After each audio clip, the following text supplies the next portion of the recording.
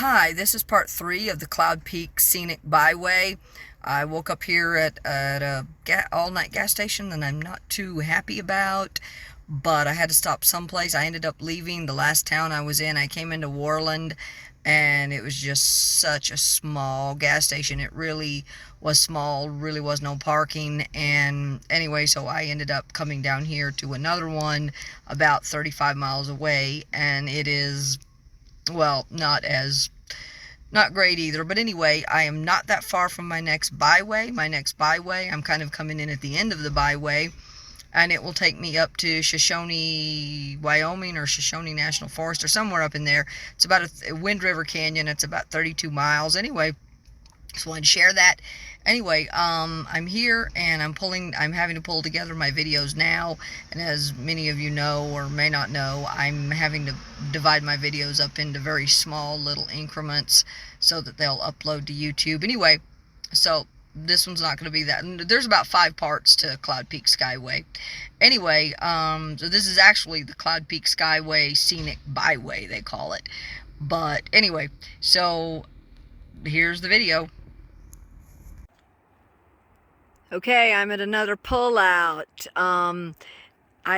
Wow, this is a gorgeous pullout.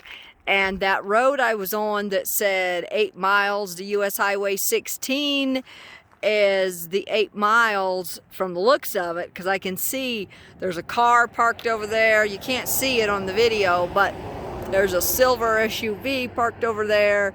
And a little farther back, I saw an RV, and then I saw I did see 2 or 3 vehicles. So they're obviously at pullouts, and they're on the opposite side at some type of a pullout. I don't know if there's a hiking area or what in there, but it's absolutely gorgeous.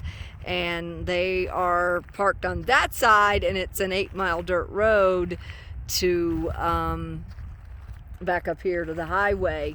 It's just, oh wow, I mean, but I like the view from up here.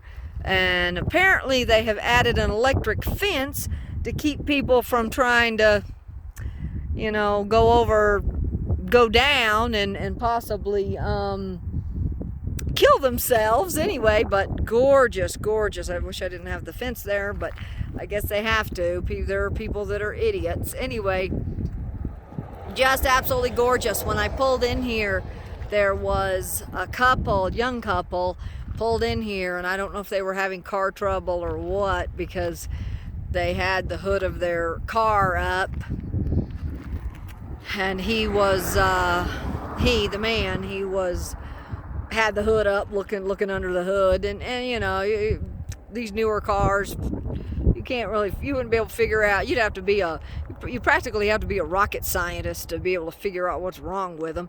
Heck, half the mechanics can't even figure out what's wrong with them. But anyway, he was looking under the hood, and then I guess his girlfriend or wife come up to the car, and she was standing next to him looking under the hood.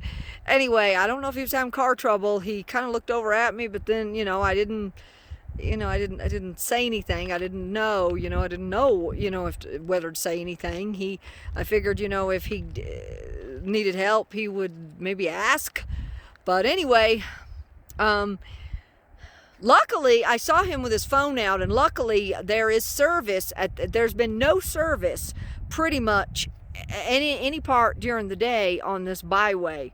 There's been no service, but right here, I heard a Facebook notification come through, and I look, and I'm like, wow, there is service here.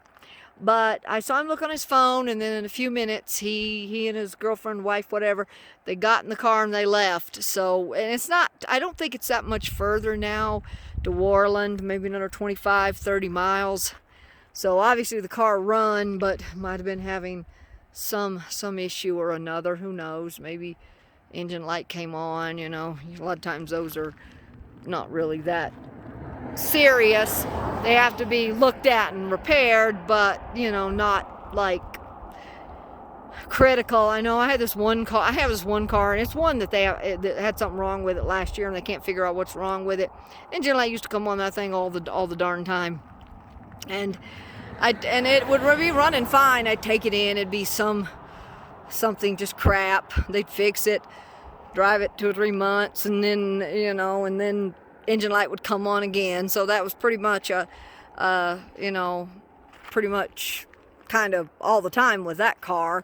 I don't know if it was because it was wrecked. It has been wrecked like 3 times, so I don't know if that has something to do with it, because I had another car like it and I did repairs, but engine light coming on, that was a few times, but it wasn't that much. My Ford Focus, wow, the only time the engine light ever came on is when I needed to do a tune-up. That was it. Didn't do any repairs to speak, never did anything really to that car. That car was just dynamite. And then when it was wrecked and when that semi rear-ended it and totaled it, I was just sick, because I love that car.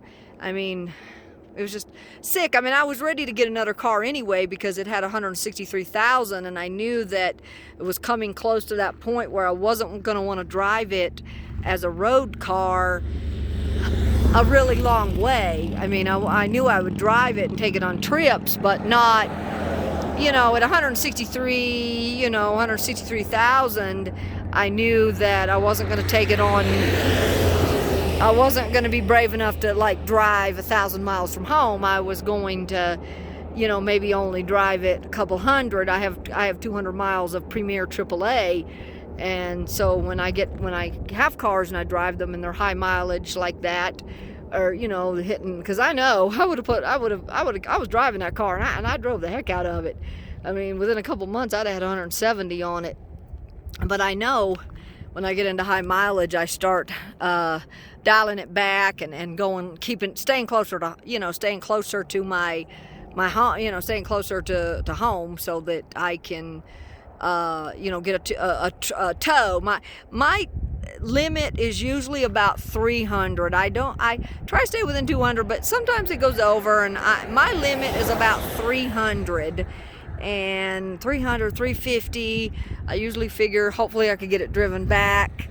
But if not, I'm looking at maybe 100 miles of overage I'd be paying. Anyway, someone's pulling in here. So, you know what?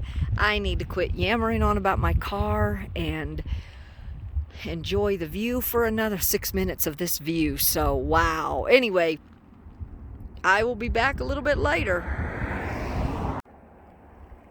But before I go, I wanted to zoom in on the rocks up there. This is just gorgeous. This is really gorgeous. Okay, I'm back out on the other end. I'm getting ready to go.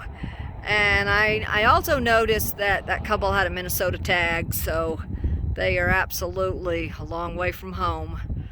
A long way from Wyoming. Anyway, it appears that here is the entrance to the electrified fence, which I'm sure is locked. Anyway, since I'm here, I'm going to do a little bit of video of this side. I got out and I took pictures and stuff of this side as well. Absolutely gorgeous.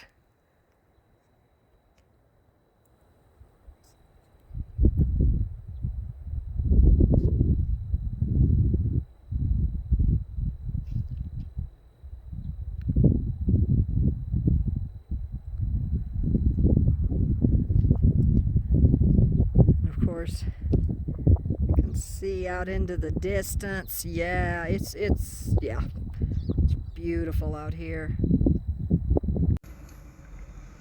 Okay, this is the conclusion of the Cloud Peak Scenic, Skyway Scenic, whatever, Cloud Peak Scenic Byway. Anyway, the next one will be 4. There's about, I think, 5 or 6 parts. Altogether, I think maybe total 6 parts. Anyway, so stay tuned for part 4. Hope everyone has a good week. God bless. Peace.